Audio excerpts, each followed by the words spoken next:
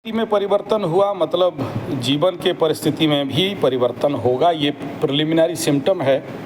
जब व्यक्ति का मनोस्थिति परिवर्तन होगा तो जीवन के कर्म क्षेत्र में भी परिवर्तन आना स्वाभाविक है, क्योंकि मनोस्थिति से ही तो आप जीवन के हर क्षेत्र को टैकल करते हैं, हैंडल करते हैं।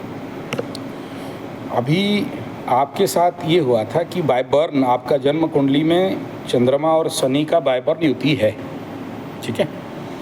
तो नेचुरल विषयोग के हैं, और जिसके कुंडली में भी शनि अगर चंद्रमा को चंद्रमा से शनि समसप्तक दृष्टि से देख रहा हो या कहीं से भी जन्म चंद्रमा के ऊपर शनि का दृष्टि है, तो ये विषयोग के तरह ही काम देता है। अगर शनि चंद्रमा एक घर में बैठे तो और ज़्यादा प्रॉब्लमेबल हो जाता है, और साढ़े साथी के समय इन्हीं को सबसे ज़्यादा कष्ट होता है। बाकी लोगों से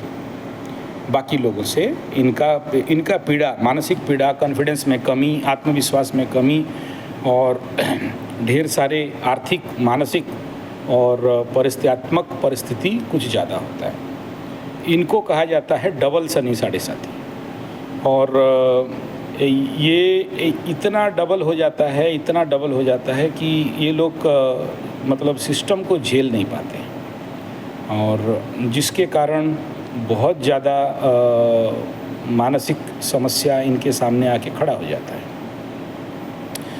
और इस कंडीशन से उभर पाना मतलब सब कुछ आपके पास है लेकिन मन नहीं है करने के लिए, ठीक है।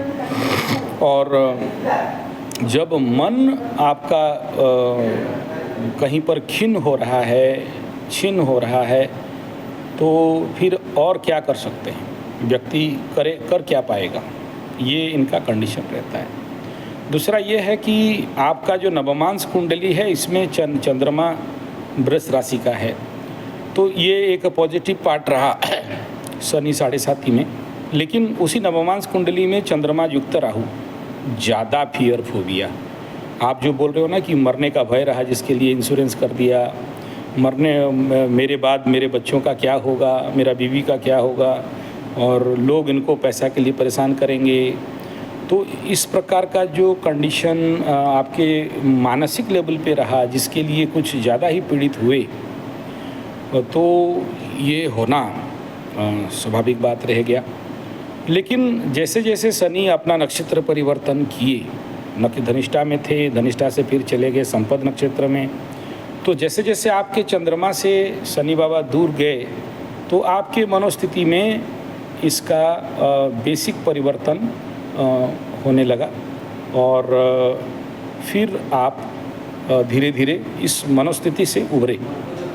तो ये इसका बेसिक विषय रहा, और इस परिवर्तन के बाद देखेंगे कि और ज़्यादा आपके जीवन में उन्नति चालू हो जाएगा।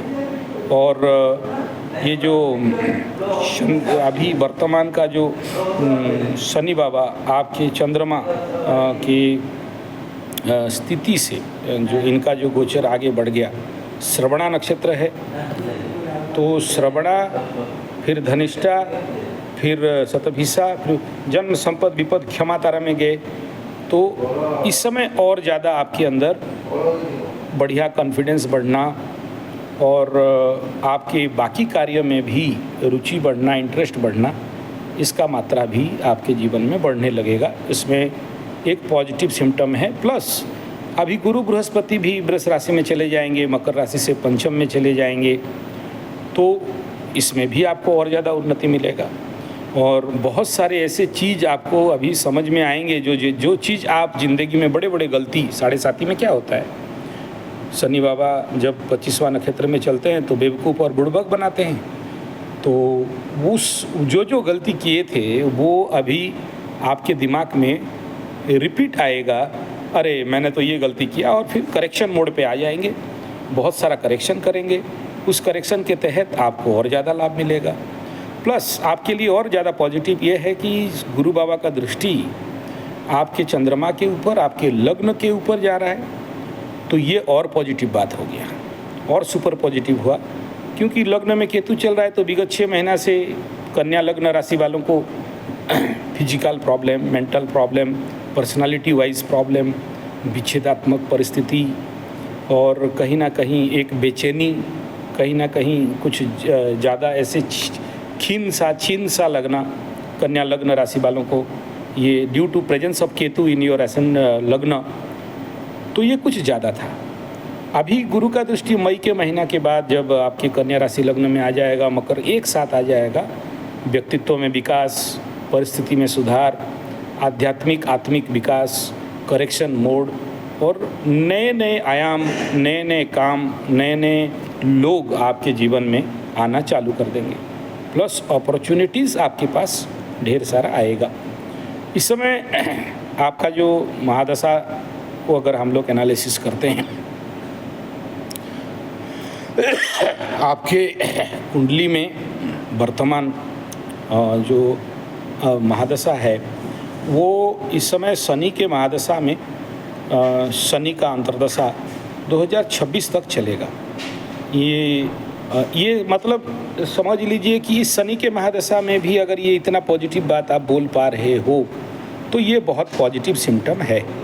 तो 2026 तक शनि में शनि चलेगा, तो नेचुरली देखिए शनि कितना भी पॉजिटिव दे, गाहे बगाहे कभी ना कभी झटका देता है। शनि महादशा मीन्स लाइफ में ऐसे समझ लीजिए कि एक बहुत ज़्यादा टास्केबल पीरियड आ गया।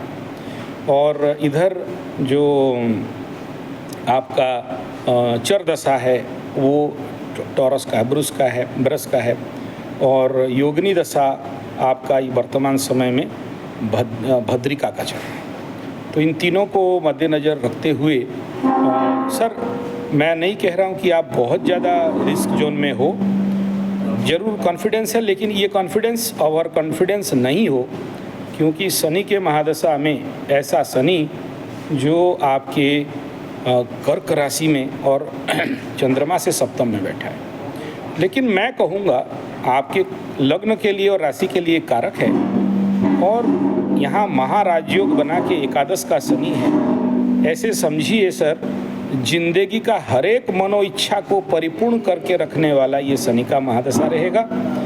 कष्ट देगा, पीड़ा देगा, प्रॉब्लम देगा, लेकिन ये समझ लीजिए कि हर इच्छा इस समय परिपूर्ण होने वाला है। पुष्या का शनि है, पुष्या नक्षत्र का शनि है और मैं बहुत दिन के बाद पुष्या नक्षत्र का शनि वाला एकादश ढूंढा। बहुत धन्य हो गया सर आपका कुंडली देख के, धन्य हूँ और आनंदित भी हूँ। चलिए बढ़िया बात है। पुष्या नक्षत्र का शनि वाला एकादश का शनि मंस मैं कह रहा हूँ और मेरे रोंगटे खड़े हो रहे हैं और मैं बहुत हर्षित हूँ, आनंदित हूँ और पुलकित हूँ। आपको कंग्रेचुलेशन ऐसा शनि महादशा के लिए। शायद मेरे 6,500 वीडियो कुल मिला के एस्ट्रोलॉजी का 10,000 वीडियो में से मैं शनि महादशा में किसी को कंग्रेचुलेशन दे रहा हूँ और आप you are the first guy whom I give congratulation to you. ऐसा शनि महादशा मुबारक आपको।